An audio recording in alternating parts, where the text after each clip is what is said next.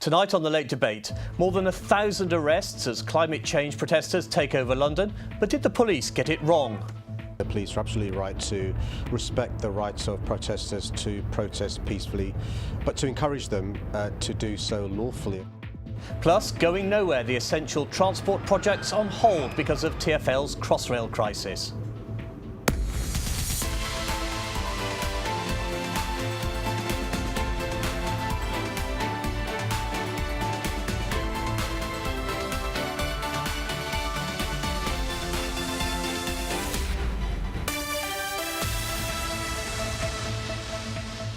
Good evening. For nearly 2 weeks, London has been at the centre of a huge climate change protest. Bridges were blocked, train services halted, and there was even some celebrity support. Today, they finally ended their demonstrations, but at Westminster, were the politicians listening? We are not going home. From a pink boat beached in the West End to extreme tree hugging in Parliament Square.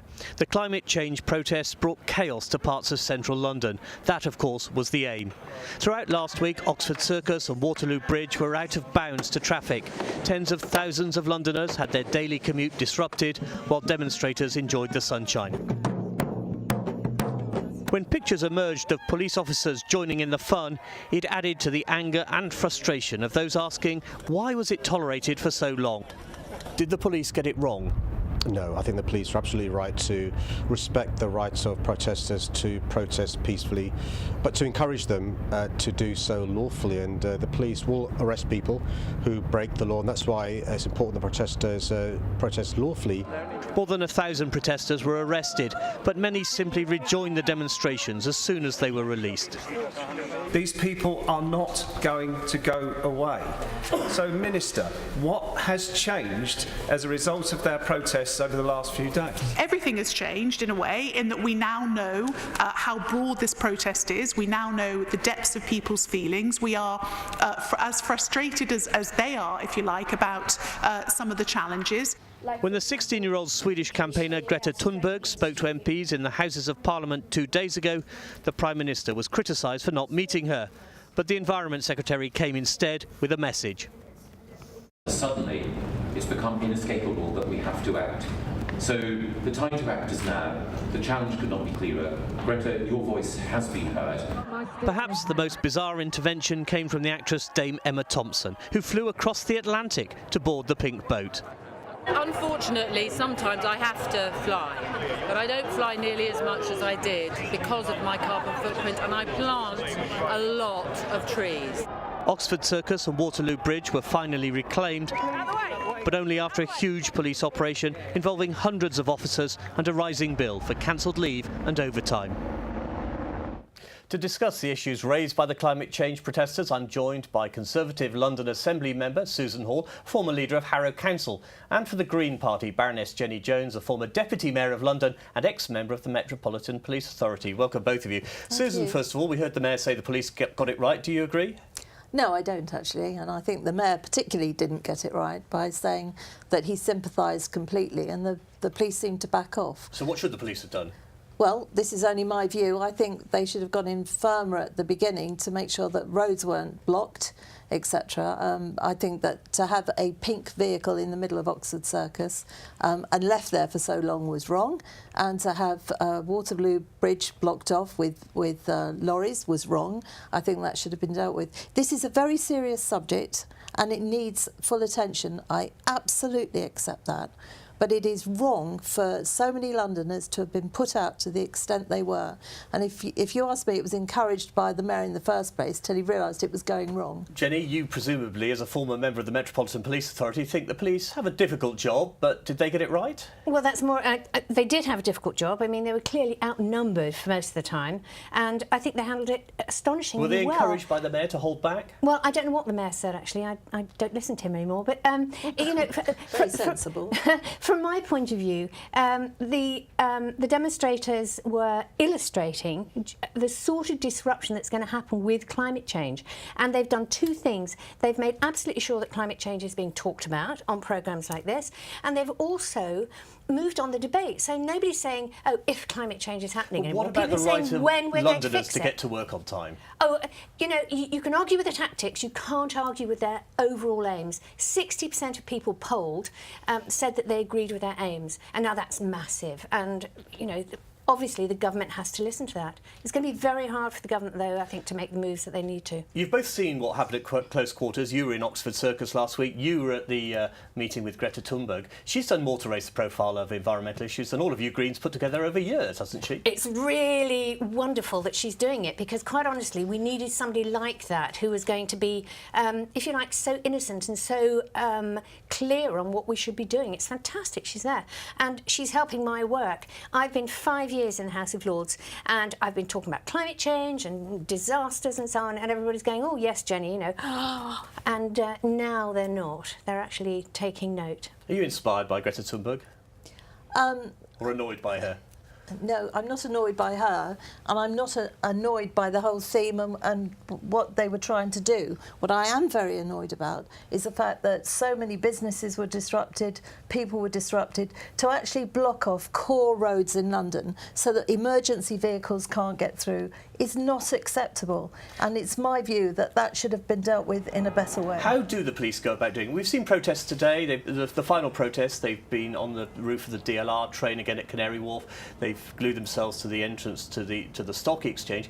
What should they do, the police, to as you say, Susan, to enable Londoners to go about their business? I mean, they can't go in hard with batons, but you think harder than they did. Well, I think they should have done, when they dealt with the boat that was in the middle of Oxford Circus, when they formed a ring around it and then got everybody out from around it and then moved the boat. In my view, that should have been done earlier. I accept unreservedly the police are damned if they do and they're damned if they don't, and I feel very, very sorry for them. But I do feel that the roads should have been kept free, because we've got to allow London to continue to do what it does, and we've got to allow emergency vehicles through. Is there a happy medium to strike here?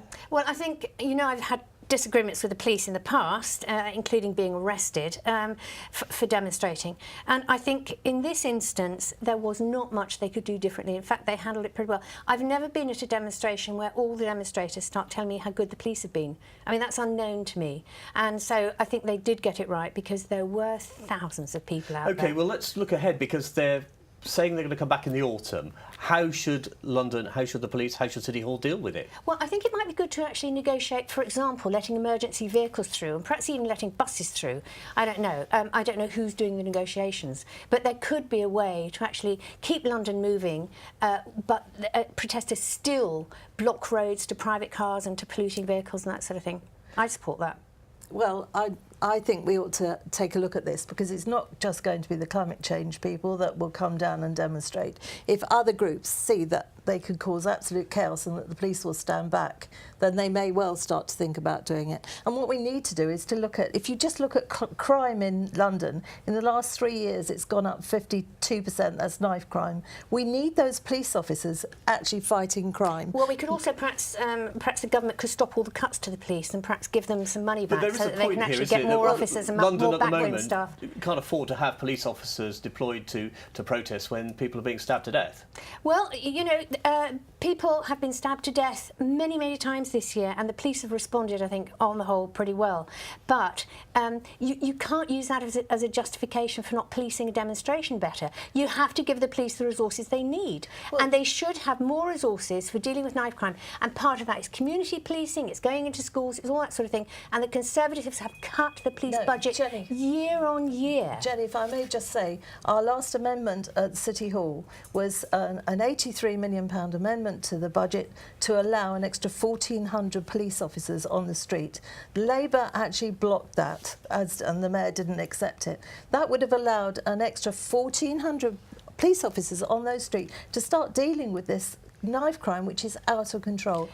My point is, it's not only officers on the street, it's backroom staff, Well, it's community and that. officers. Yeah. You know, it's a much bigger problem than just having officers walking But around. it would have been a start, Jenny. Can I just ask you finally, both of you, what did you make of Emma Thompson's involvement?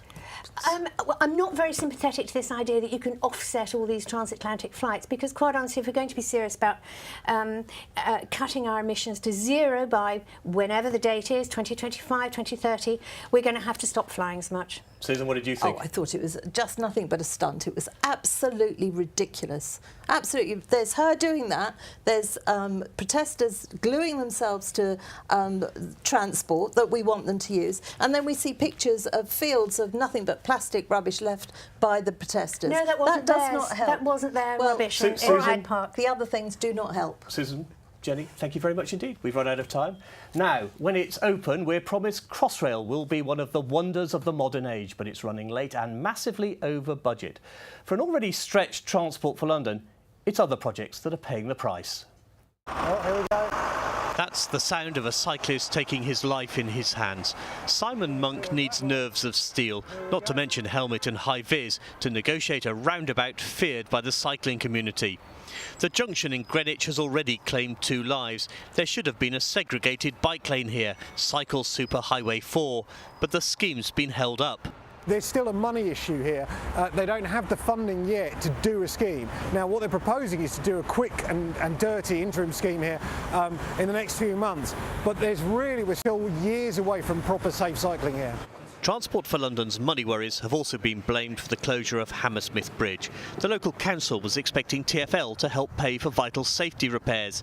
And on the A40 near Northolt, where the central reservation crash barriers need replacing, the speed limit has been reduced instead. TfL and City Hall blamed government cuts, but the funding crisis has been made even worse by the Crossrail fiasco. Crossrail was supposed to bring in lots of extra revenue just at the time when the subsidies were being cut by the government. So now they're facing a double whammy with the loss of subsidies for their bus services and underground services, as well as the failure to get in any revenue from Crossrail. TfL is set to miss out on £600 million in lost income from fares over the next 5 years. Taxpayers are also spending an extra £30 million per week to pay construction costs. And there are fears London's next flagship transport scheme, Crossrail 2, will be affected. I think it's dead in the water. I cannot see any government giving the serious money that's going to be needed for that project to get it off the ground. Even with the loss of income from Crossrail, TfL claims to be on target to balance its books by 2023. We've cut our annual deficit, indeed, over the last 3 years by 2/3. So in 2015-16, before the government grant, we made a loss of 1.5 billion. So that is extraordinarily positive progress. But despite that positive spin on a £1.5 billion loss, it's clear the sooner Crossrail arrives, the better. Not just for passengers, but for everyone who travels in London. And we found out tonight that that won't be before October the 1st, 2020, at the earliest, possibly not until March 2021. To get to the bottom of exactly what's been going on, I'm joined by Rushanara Ali, the Labour MP for Bethnal Green and Bow. For the Conservatives, the former Crossrail Minister and MP for Chipping Barnet, Teresa Villas, and for the Liberal Democrats, the Kingston and Surbiton MP, Ed Davey, who's his party's Home Affairs spokesman. Welcome, all of you. Teresa, first of all, when you were Crossrail Minister, could you see that there were troubles ahead? Well, when I was in charge, the programme seemed to be going very well, and certainly I would routinely get the officials in to say, how's it going, where are the risks? You know, you have to keep on top of these projects, and I think it's a concern that the Mayor has overseen what is now a serious postponement, and I think it's symptomatic of his mismanagement of the transport system in London. So is it the Mayor's fault, Rushanara? Well, it's really interesting that Teresa's conveniently forgotten to mention the Transport Secretary, who's been the most accident-prone Transport Secretary in British political history. So the fact is that this is a joint responsibility between TfL and the government, and the failure is in terms of resources and oversight by national government. And what we've discovered, what we've recently found, is that very important vital information has been withheld from the Mayor. That's not acceptable, and the delays need to be sorted out. The resources need to be put in to get it sorted out so that Londoners don't suffer. That's more money you're talking about. Resources means more money. Of course, because Transport for London has had a massive budget cut. How much more money, Ed, should we be spending on Crossrail? Well, it's already £2 billion over. We've just got to get a grip of the management, frankly, and rather than the blame game, you heard from my Liberal Democrat colleague on the Assembly, Caroline Pigeon, that they've done this report actually looking and making recommendations of how to take this forward, and that involves getting the management right, managing the risk properly. Theresa said that in government she did that. We need the Mayor to do that. We need actually the Transport for London Commissioner to get his act together, because I think his head is on the block at the moment. And Londoners want to know why this has been delayed, and they also want to know, well, all these other things aren't happening. The cycling lane you heard about, that dangerous roundabout, Hammersmith Bridge. And in my area, we were looking forward to decisions about Crossrail 2, which will be the succeeding programme, which could bring huge relief to the congestion on our railways. It looks like that's now been kicked into the long grass because of the failure on Crossrail, and people are pretty angry about it. Theresa, were the original expectations over-ambitious, over-optimistic? No, I don't believe they were. And actually the government has stepped up and helped bail out the Mayor on the Crossrail project with significant lending. But the trouble is, you know, the Mayor came into office with promises on partial fares freezes, on delivering projects he simply couldn't afford. This is an illustration of it. It doesn't matter what spectrum, what part of the spectrum of the Labour Party you're on, you still end up spending money that you can't afford. You have to borrow to bail yourself out, and that leaves you open to the bill is left with fare payers and council taxpayers of the future. Roshanara, you mentioned warnings to the Mayor being watered down. Now, this was a finding of the London Assembly earlier this week, and they blamed Mike Brown, the Commissioner.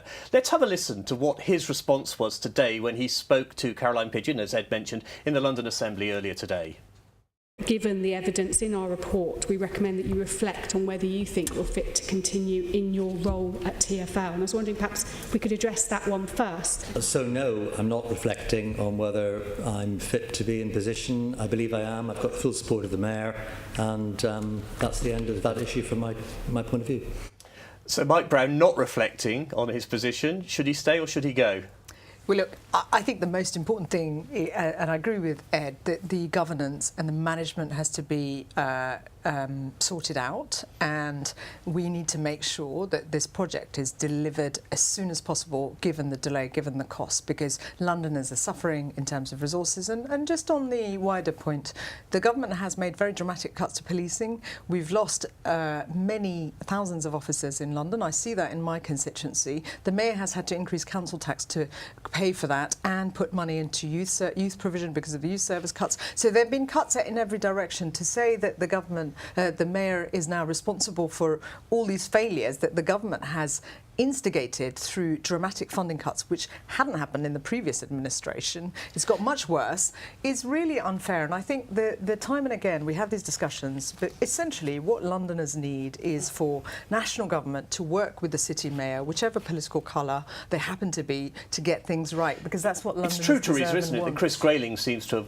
got away with this one particularly. The finger of blame is pointed at Transport for London and City Hall, but the Department for Transport is involved, closely involved in Crossrail. But ultimately, this is the Mayor who has mismanaged the TfL budget, spent more than he can afford. He's thrown money at things like the pedestrianisation of Oxford Street, which isn't happening. He's thrown money at many cycle schemes that are unpopular locally and probably unnecessary. He has choices, he has made decisions, he needs to take responsibility for his own spending decisions. I mean, after all, we've seen the number of officials at City Hall mushroom under his remit.